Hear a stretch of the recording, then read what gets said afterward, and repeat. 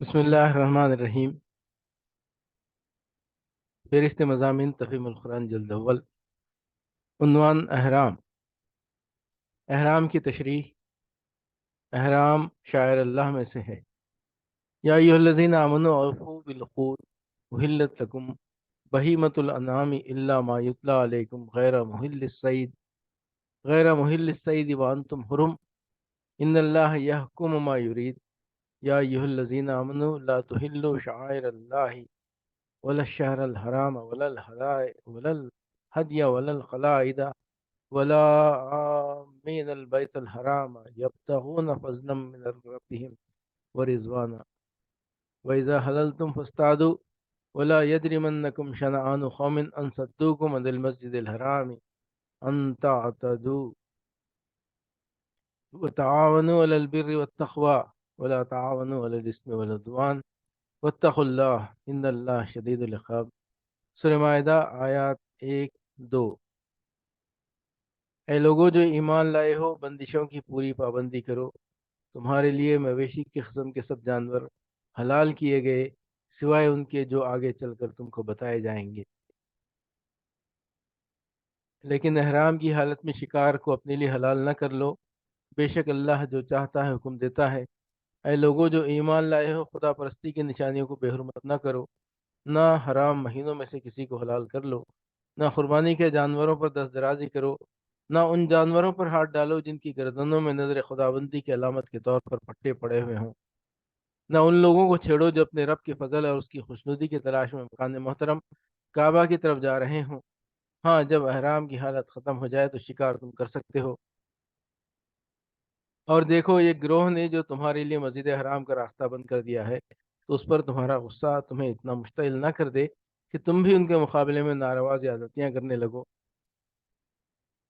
نہیں، جو کام خدا نیکی اور خدا ترسی کے ہیں ان میں سب سے تعاون کرو، اور جو گناہ اور زیادتی کے کام ہیں ان میں کسی سے تعاون نہ کرو۔ اللہ سے ڈرو، اس کی سخت سزا بہت سخت ہے۔ بندشوں کی پوری پابندی کرو۔ سورہ المائدہ حاشیہ نمبر 1۔ یعنی ان حدود اور قیود کی پابندی کرو جو اس سورہ میں تم پر عائد کی جا رہی ہیں، اور جو بالعموم خدا کی شریعت میں تم پر عائد کی گئی ہیں۔ اس مختصر سے تمہیدی جملے کے بعد ہی ان بندشوں کا بیان شروع ہو جاتا ہے جن کی پابندی کا حکم دیا گیا ہے۔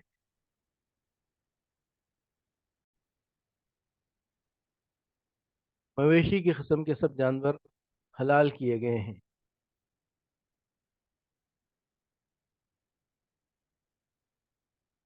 انعام مویشی کا لفظ عربی زبان میں اونٹ، گائے، بھیڑ اور بکری پر بولا جاتا ہے، اور بہیمہ کا اطلاق ہر چرنے والے چوپائے پر ہوتا ہے۔ اگر اللہ تعالیٰ نے یہ فرمایا ہوتا کہ انعام تمہارے لیے حلال کیے گئے، تو اس سے صرف وہی 4 جانور حلال ہوتے جنہیں عربی میں انعام کہتے ہیں، لیکن حکم ان الفاظ میں دیا گیا ہے کہ مویشی کی قسم کے چرندہ چوپائے تم پر حلال کیے گئے۔ اس سے حکم وسیع ہو جاتا ہے، اور وہ سب چرندہ جانور اس کے دائرے میں آ جاتے ہیں جو مویشی کی نوعیت کے ہوں، یعنی جو کچلیاں نہ رکھتے ہوں، حیوانی غذا کے بجائے نباتی غذا کھاتے ہوں، اور دوسری حیوانی خصوصیات میں انعام عرب سے مماثلت رکھتے ہوں۔ نیز اس سے اشارتاً یہ بات بھی مترشح ہوتی ہے کہ وہ چوپائے جو مویشیوں کے برعکس کچلیاں رکھتے ہوں اور دوسرے جانوروں کو مار کر کھاتے ہوں حلال نہیں ہیں۔ اسی اشارے کو نبی صلی اللہ علیہ وسلم نے واضح کر کے حدیث میں صاف حکم دے دیا کہ درندے حرام ہیں۔ اسی طرح حضور نے ان پرندوں کو بھی حرام قرار دیا ہے جن کے پنجے ہوتے ہیں اور جو دوسرے جانوروں کا شکار کر کے کھاتے ہیں یا مردار خور ہوتے ہیں۔ ابن عباس کی روایت ہے کہ نہیں، رسول اللہ صلی اللہ علیہ وسلم عن کل ذناب من السباع وکل ذی مخلب من الطیر۔ دوسرے متعدد صحابہ سے بھی اس کی تائید میں روایات منقول ہیں۔ احرام کی حالت میں شکار کو اپنے لیے حلال نہ کر لو۔ احرام اس فقیرانہ لباس کو کہتے ہیں جو زیارت کعبہ کے لیے پہنا جاتا ہے۔ کعبے کے گرد کئی منزل کے فاصلے پر ایک حد مقرر کر دی گئی ہے جس سے آگے بڑھنے کی کسی زائر کو اجازت نہیں جب تک وہ اپنا معمولی لباس اتار کر احرام کا لباس نہ پہن لے۔ اس لباس میں صرف ایک تہمت ہوتا ہے اور ایک چادر جو اوپر سے اوڑھی جاتی ہے۔ اسے احرام اس لیے کہتے ہیں کہ اسے باندھنے کے بعد آدمی پر بہت سی وہ چیزیں حرام ہو جاتی ہیں جو معمولی حالات میں حلال ہیں، مثلا حجامت، خوشبو کا استعمال، ہر قسم کی زینت و آرائش اور خزائے شہوت وغیرہ۔ انہی پابندیوں میں سے ایک یہ بھی ہے کہ کسی جاندار کو ہلاک نہ کیا جائے، نہ شکار کیا جائے اور نہ کسی کو شکار کا پتہ دیا جائے۔ بے شک اللہ جو چاہتا ہے حکم دیتا ہے، یعنی اللہ حاکم مطلق ہے، اسے پورا اختیار ہے کہ جو چاہے حکم دے۔ بندوں کو اس کے احکام میں چوں و چرا کرنے کا کوئی حق نہیں، اگرچہ اس کے تمام احکام حکمت و مصلحت پر مبنی ہیں، لیکن بندہ مسلم اس کے حکم کی اطاعت اس حیثیت سے نہیں کرتا کہ وہ اسے مناسب پاتا ہے یا مبنی بر مصلحت سمجھتا ہے، بلکہ صرف اس بنا پر کرتا ہے کہ یہ مالک کا حکم ہے۔ جو چیز اس نے حرام کر دی ہے وہ صرف اس لیے حرام ہے کہ اس نے حرام کی ہے، اور اسی طرح جو اس نے حلال کر دی ہے وہ بھی کسی دوسری بنیاد پر نہیں، صرف اس بنیاد پر حلال ہے کہ جو خدا ان ساری چیزوں کا مالک ہے وہ اپنے غلاموں کو اس چیز کی استعمال کی اجازت دیتا ہے۔ لہذا قرآن پورے زور کے ساتھ یہ اصول قائم کرتا ہے کہ اشیاء کی حرمت و حلت کے لیے مالک کی اجازت و عدم اجازت کے سوا کسی اور بنیاد کی قطعاً ضرورت نہیں، اور اسی طرح بندے کے لیے کسی کام کے جائز ہونے یا نہ ہونے کا مدار بھی اس کے سوا اور کچھ نہیں کہ خدا جس کو جائز رکھے وہ جائز ہے، اور جسے ناجائز قرار دے وہ ناجائز۔ خدا پرستی کی نشانیوں کو بے حرمت نہ کرو۔ ہر وہ چیز جو کسی مسلک یا عقیدے یا طرز فکر و عمل یا کسی نظام کی نمائندگی کرتی ہو وہ اس کا شعار کہلاتی ہے، کیونکہ وہ اس کے لیے علامت یا نشانی کا کام دیتی ہے۔ سرکاری جھنڈے، فوج اور پولیس وغیرہ کی یونیفارم، سکے، نوٹ اور اسٹامپ حکومتوں کے شعار ہیں، اور وہ اپنے محکوموں سے بلکہ جن جن پر ان کا زور چلے سب سے ان کے احترام کا مطالبہ کرتی ہیں۔ گرجا اور قربان گاہ اور صلیب مسیحیت کے شاعر ہیں، چوٹی اور زنار اور مندر برہمنیت کے شاعر ہیں، کیس اور کڑا اور کرپان وغیرہ سکھ مذہب کے شاعر ہیں، ہتھوڑا اور درانتی اشتراکیت کا شعار ہیں، سواستیکا آریہ نسل پرستی کا شعار ہے۔ یہ سب مسلک اپنے اپنے پیرووں سے اپنے ان شاعر کے احترام کا مطالبہ کرتے ہیں۔ اگر کوئی شخص کسی نظام کے شاعر میں سے کسی شعار کی توہین کرتا ہے تو یہ اس بات کی علامت ہے کہ وہ دراصل اس نظام کے خلاف دشمنی رکھتا ہے، اور اگر وہ توہین کرنے والا خود اسی نظام سے تعلق رکھتا ہو تو اس کا یہ فعل اپنے نظام سے ارتداد اور بغاوت کا ہم مانی ہے۔ شاعر اللہ سے مراد وہ تمام علامات یا نشانیاں ہیں جو شرک و کفر اور دہریت کی بالمقابل خالص خدا پرستی کے مسلک کی نمائندگی کرتی ہوں۔ ایسی علامات جہاں جس مسلک اور جس نظام میں بھی پائی جائیں، مسلمان ان کے احترام پر معمور ہیں، بشرطے کہ ان کا نفسیاتی پس منظر خالص خدا پرستانہ ہو، کسی مشرکانہ یا کافرانہ تخیل کی آلودگی سے انہیں ناپاک نہ کر دیا گیا ہو۔ کوئی شخص خواہ وہ غیر مسلم ہی کیوں نہ ہو، اگر اپنے عقیدے و عمل میں خدا واحد کی بندگی و عبادت کا کوئی جز رکھتا ہے تو اس جز کی حد تک مسلمان اس سے موافقت کریں گے اور ان شاعر کا بھی پورا اہتمام کریں گے جو اس کے مذہب میں خالص خدا پرستی کی علامت ہو۔ اس چیز میں ہمارے اور ان کے درمیان نزاع نہیں بلکہ موافقت ہے۔ نزاع اگر ہے تو اس امر میں نہیں کہ وہ خدا کی بندگی کیوں کرتا ہے، بلکہ اس امر میں ہے کہ وہ خدا کی بندگی کے ساتھ دوسری بندگیوں کی آمیزش کیوں کرتا ہے۔ یاد رکھنا چاہیے کہ شاعر اللہ کے احترام کا یہ حکم اس زمانے میں دیا گیا تھا جبکہ مسلمانوں اور مشرکین عرب کے درمیان جنگ برپا تھی۔ مکے پر مشرکین قابض تھے، عرب کے ہر حصے سے مشرک قبائل کے لوگ حج و زیارت کے لیے کعبے کی طرف جاتے تھے، اور بہت سے قبیلوں کے راستے مسلمانوں کی زد میں تھے۔ اس وقت حکم دیا گیا کہ یہ لوگ مشرک ہی صحیح، تمہارے اور ان کے درمیان جنگ ہی صحیح، مگر جب یہ خدا کے گھر کی طرف جاتے ہیں تو انہیں نہ چھیڑو، حج کے مہینے میں ان پر حملہ نہ کرو، خدا کے دربار میں نظر کے لیے جانور لیے جا رہے ہوں ان پر ہاتھ نہ ڈالو، کیونکہ ان کے بگڑے ہوئے مذہب میں خدا پرستی کا جتنا تصور باقی ہے وہ بجائے خود احترام کا مستحق ہے، نہ کہ بے احترامی کا۔ مکان محترم کعبہ کی طرف جا رہے ہوں، شاعر اللہ کے احترام کا عام حکم دینے کے بعد چند شاعر کا نام لے کر ان کے احترام کا خاص طور پر حکم دیا گیا، کیونکہ اس وقت جنگی حالات کی وجہ سے یہ اندیشہ پیدا ہو گیا تھا کہ جنگ کے جوش میں کہیں مسلمانوں کے ہاتھوں ان کی توہین نہ ہو جائے۔ ان چند شاعر کو نام بنام بیان کرنے سے یہ مقصود نہیں ہے کہ صرف یہی احترام کے مستحق ہیں۔ ہاں، جب احرام کی حالت ختم ہو جائے تو شکار تم کر سکتے ہو۔ احرام بھی من جملہ شاعر اللہ ہے، اور اس کی پابندیوں میں سے کسی پابندی کو توڑنا اس کی بے حرمتی کرنا ہے۔ اس لیے شاعر اللہ ہی کے سلسلے میں اس کا ذکر بھی کر دیا گیا کہ جب تک تم احرام بند ہو، شکار کرنا خدا پرستی کے شعائر میں سے ایک شاعر کی توہین کرنا ہے۔ البتہ جب شرعی قاعدے کے مطابق احرام کی حد ختم ہو جائے تو شکار کرنے کی اجازت ہے۔ ناروا زیادتیاں کرنے لگو۔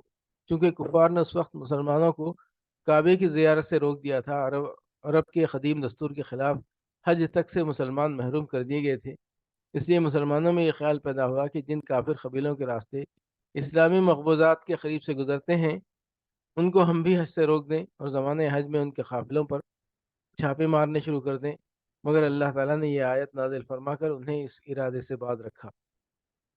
احرام کی حالت میں پابندیاں۔ الحج اشہر معلومات، فمن فرض فیہن الحج فلا رفث ولا فسوق ولا جدال فی الحج وما تفعلوا من خیر یعلمہ اللہ وتزودوا فإن خیر الزاد التقوی واتقون یا اولی الالباب۔ سورہ بقرہ آیت 197۔ حج کے مہینے سب کو معلوم ہے، جو شخص ان مقرر مہینوں میں حج کی نیت کرے اسے خبردار رہنا چاہیے کہ حج کے دوران میں اس سے کوئی شہوانی فعل، کوئی بدعملی، کوئی لڑائی جھگڑے کی بات سرزد نہ ہو، اور جو نیک کام تم کرو گے وہ اللہ کے علم میں ہوگا۔ سفر حج کے لیے زاد راہ ساتھ لے کر جاؤ، اور سب سے بہتر زاد راہ پرہیزگاری ہے، پس اے ہوش مندو میری نافرمانی سے پرہیز کرو۔ کوئی شہوانی فعل۔ احرام کی حالت میں میاں اور بیوی کے درمیان نہ صرف تعلق زن و شو ممنوع ہے بلکہ ان کے درمیان کوئی ایسی گفتگو بھی نہ ہونی چاہیے جو رغبت شہوانی پر مبنی ہو۔ کوئی بدعملی۔ تمام معصیت کے افعال اگرچہ بجائے خود ناجائز ہیں لیکن احرام کی حالت میں ان کا گناہ بہت سخت ہے۔ کوئی لڑائی جھگڑے کی بات، حتیٰ کہ خادم کو ڈانٹنا تک جائز نہیں۔ میری نافرمانی سے پرہیز کرو۔